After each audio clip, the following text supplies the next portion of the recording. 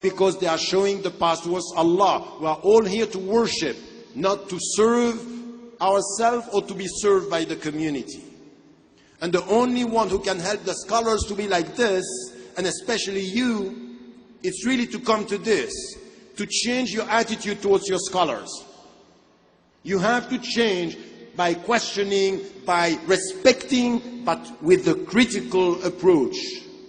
Because at the end of the day, we will have what we deserve. This community will have the scholars you deserve. Because if you are not asking for answers, if you are not coming with deep questions, you will have superficial answers. So at the end, the authority of the scholars is at the level of the questioning of the community.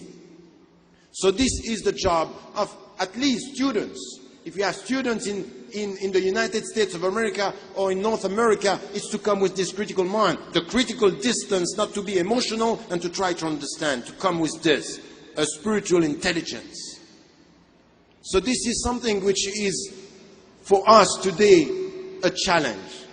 Because I see too many, I'm at the university, I'm in the UK at the university, and sometimes I see students, when we speak about, in Islamic studies, very sharp questioning and coming, and when they go to a Muslim setting, it's as if they are losing everything as to their critical mind. It's a kind of respect which is wrong. You have to use the skills of questioning to come within the Muslim community and to do the same. So here, for me, it's something which it's one of the priorities and one of the challenges, and it also should be something which uses the knowledge to be close to Allah, and we should get knowledge to serve, not to be served, not a conflict of egos. Can I tell you something? That sometimes when I come to some of these big gatherings, I'm leaving in 2 hours. But I'm not always happy with myself, and I'm not always happy with my brothers and sisters, because sometimes I feel that there are conflicts of egos. And I can tell you something that sometimes makes me cry, is that I'm talking about following the footsteps of the Prophet ﷺ, and I'm feeling that the people who are leading, sometimes they maybe have to come back to the essential of what it means to follow. Because it's really disturbing. It's really disturbing that we have to come to this understanding of what it means. So we are not seeking knowledge to be served. We are not seeking knowledge for our ego. We are not seeking knowledge for making money or having positions. This is not, the intentions are so important. So for all of us, you are coming to this convention here. Some of you are students. Ask the very essential question from the very beginning. What is your intention? What do you want to do with this? Why are you here? Why are you here? Why many people, they cannot come with us? Many people are not here? And many would like to be with us? You are here. What are you going to do with all what you are hearing here or listening to here tomorrow or the day after tomorrow in your specific cities and places? What are you going to do with that?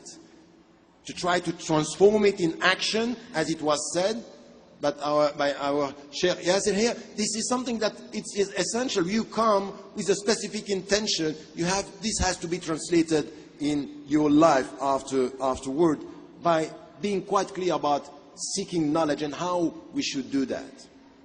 There is something which we have to start with.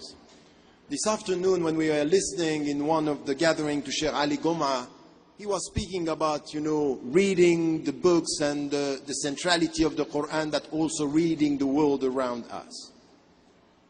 And this is not new. This is something which is very, very old in the Islamic tradition. You find this from the very beginning, and the one who came and translated this into something which was clear is also Abu Hamid al-Ghazali in Ihya Ulumuddin, speaking about the 2 books and the revelation.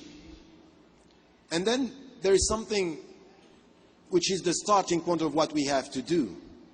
Can I tell you something? At the level of your freedom here in the West, at the level of your potential access to books, to libraries and bookshops and on internet, we are not reading enough.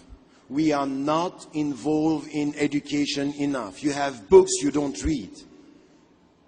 You know, when I told, even, I'm sorry, you know, once I launched a call for a moratorium for Muslims, for Muslim scholars. It was 9 pages. And I was judged by people coming to me, telling me, you said this and that, and I was asking them, have you read the text? And they didn't. And then even my publisher is telling me, you know, the Muslims and the non-Muslims, they don't read the thick books, so we want very small books. And even the small books, they are not read. So ask yourself, be careful. These conventions are dangerous if you don't take them. If you take them only to come every year and you think that you have done the job. By coming here, you get some knowledge. This is very superficial. This could be fashion. This could be new trends. You need to come here to nurture your heart and your mind with questions. Because tomorrow you have to go back to books. What I'm here to is just to give you the sense that you need more knowledge. You have to come back home, take books and start working. It's a gathering to give you a sense of the need, which should be the need for more knowledge. Come back home and buy books and try to make your mind. If this is your contribution, the level of, you know, literacy and even the people reading in the United States of America, in Europe now, is lower and lower every year. The people read less.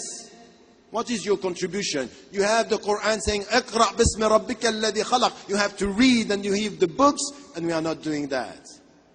So don't be a Muslim by proxy. Don't be a Muslim by proxy. Make your mind you have enough now to read in English or in any European language that you can do the job. So this is something which is also reading, and because even me, I'm coming here, it's for me something which is opening channels to you to read even the books. You know, there is one book, Radical Reform, that I try to come and to try to push the Muslims, say, you Muslims in the community, you should be involved in anything which has to do with questions. And you ask the people, are you reading? Are you doing the job? No. So we want superficial commitment to our religion. This is heavy. سَنُلْقِ عَلَيْكَ قَوْلًا ثَقِيلًا. It's all about knowledge. You want to change the world, change your mind. Build your mind, build your intellect.